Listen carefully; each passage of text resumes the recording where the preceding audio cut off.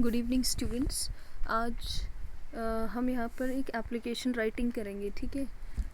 जो मैं यहाँ पर लिख रही हूँ, आप लोग क्लास 6 के बच्चे सबसे पहले इसे नोट करेंगे। और वैसे क्लास 6, 7, 8, 9, 10 के सभी बच्चे सीखने की कोशिश करेंगे। This is simple sick leave application. तो सिक लीव एप्लीकेशन हम कैसे लिखते हैं, सबसे पहले मैंने बताया था। सिक लीव एप्लीकेशन मीन्स जब आप बीमार हैं तो तब छुट्टी के लिए जो एप्लीकेशन लिखी जाती है उसे हम कहते हैं सिक leave application.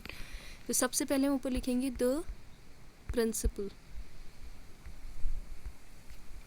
The principal spelling क्या है प्रिंसिपल की, ध्यान से देखेंगे। PLE वाली जो स्पेलिंग होती है that means rules and regulation. उसके बाद हम नीचे आ जाएंगे, स्कूल का नाम GHSS पुनगांव, ठीक है। कॉमा भी आएगा बीच में, डॉट भी आना चाहिए। GHSS,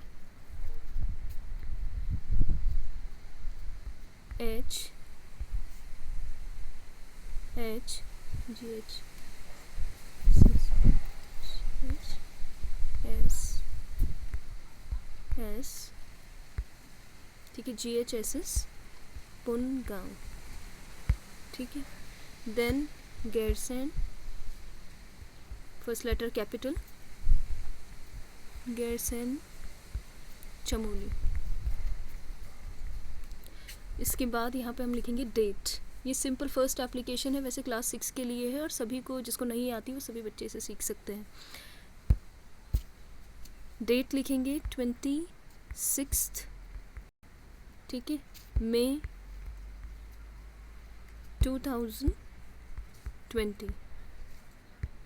अब हम लिखेंगे यहाँ पे नीचे सैल्यूटेशन। और देखो लेफ्ट मार्जिन में जैसे चल रहा है, सैल्यूटेशन क्या होगी, सर, SIR, सर। फिर नीचे आ जाओ, सब्जेक्ट, SUB, सब्जेक्ट। मतलब हम एप्लीकेशन क्यों लिख रहे हैं एप्लीकेशन, अभी सिक लीव एप्लीकेशन है ये, ठीक है, बीमारी के लिए छुट्टी।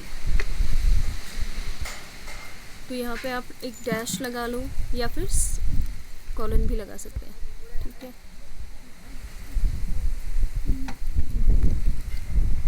यस, डैश कर लो सब्जेक्ट। अब सब्जेक्ट क्या है, सिक लीव एप्लीकेशन। सिंपल लिखेंगे, सिक माने होता है बीमार, sick leave LEAVE, sick leave application,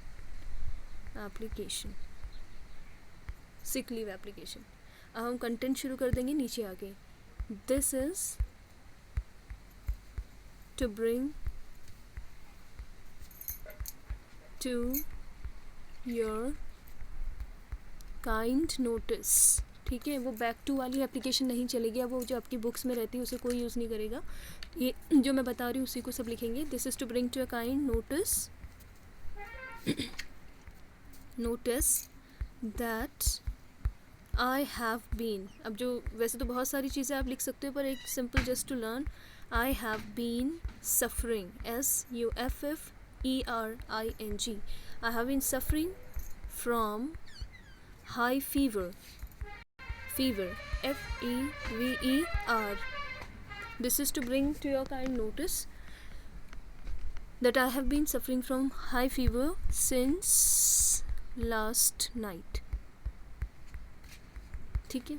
और अगर आपको एक पॉइंट ऑफ टाइम ना लिख के एक ड्यूरेशन ऑफ टाइम लिखना है तो हम फॉर लिखेंगे। जैसे अगर कोई लिखेगा कि मुझे 4 दिन से बुखार है, 2 दिन से है, 3 दिन से है, तो तब क्या लिखेंगे आप लोग, तब आप लिखोगे, तब सिंस नहीं आएगा, तब आएगा फॉर 3 days। मान लो 3 दिन तो फॉर आएगा, ड्यूरेशन ऑफ टाइम में फॉर आएगा, पॉइंट ऑफ टाइम में सिंस आएगा, ठीक है।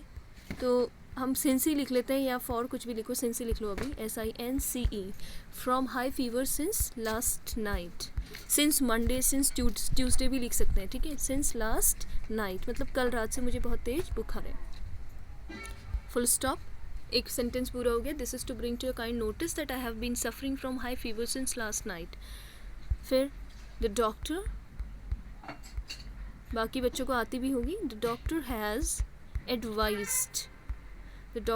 एडवाइज्ड मी, डॉक्टर ने मुझे एडवाइस किया है। The doctor has advised me to take 2 days, 2 दिन की छुट्टी के लिए लिख रहे हैं, 2 days रेस्ट, ठीक है। डॉक्टर ने क्या एडवाइस किया कि 2 दिन आराम करना है। The doctor has advised me to take 2 days rest. Hence माने होता है इसलिए, HENCE।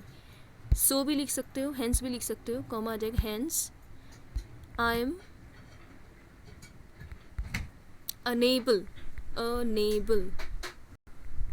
hence I'm unable to attend करना, ठीक है, attend the classes for 2 days. तो 2 दिन के लिए मैं क्लास अटेंड नहीं कर सकता. फिर न्यू पैराग्राफ में कर देंगे, आ जाएंगे नीचे, hence I'm unable to attend the classes for 2 days. So मैंने इसलिए kindly grant me, के स्मॉल हो जाएगा, ठीक है, यहाँ पे कैपिटल नहीं होगा, के स्मॉल लेटर में आएगा. kindly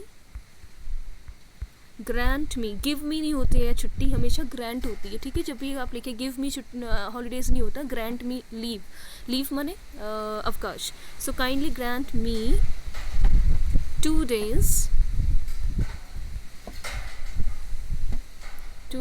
days leave. 2 days leave. 2 days leave. That is on, अब that is को हम लिख सकते हैं I.E, ठीक है, I.E.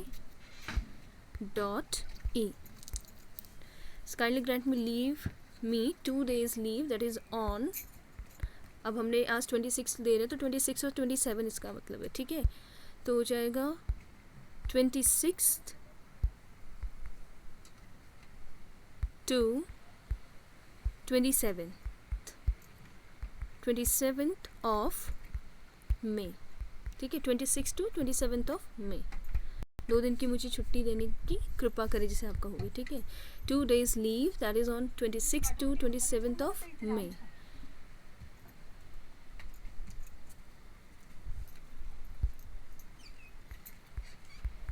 I shall be highly obliged, मतलब मैं आपकी आभारी रहूँगी. I shall be highly obliged. obliged मानी होती है आभारी. आप लिख सकते हो I shall be highly grateful to you, कुछ भी लिख सकते हो, ठीक है. छोटी सी एप्लीकेशन वैसे क्लास 6 के लिए है, बट और जिस को नहीं आता वो सभी इसे कर सकते हैं, ठीक है. अब हम फिर यहाँ पे स्पेस छोड़ देंगे. I shall be highly obliged इतना ही लिखेंगे. अब लिखेंगे thanking you.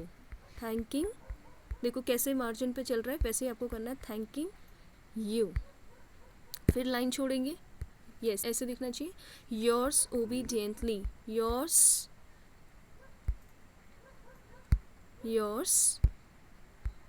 Obediently, OBEY word होता है ओबे, आज्ञा पालन करना, इसी से वर्ड बना है ओबीडियंटली, OBEDIENTLY.